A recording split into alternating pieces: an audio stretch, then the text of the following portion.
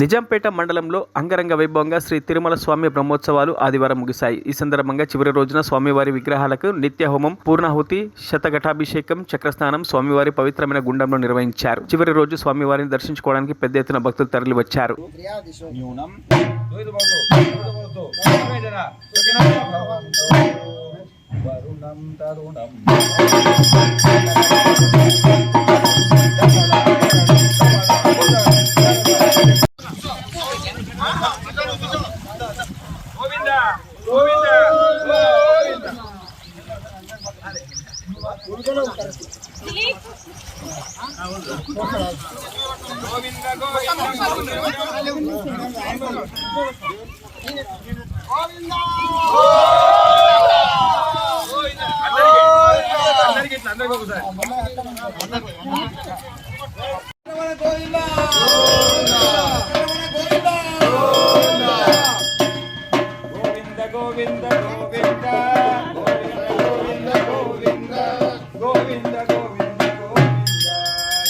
జై జయ శ్రీమన్నారాయణ. తిరుమలనాథ స్వామి తెల్మెడ గ్రామంలో వెలిసినటువంటి శ్రీ తిరుమలనాథ స్వామి దేవాలయంలో అత్యద్భుతంగా గత 5 రోజులుగా కార్యక్రమాలు జరుగుతూ ఉన్నాయి.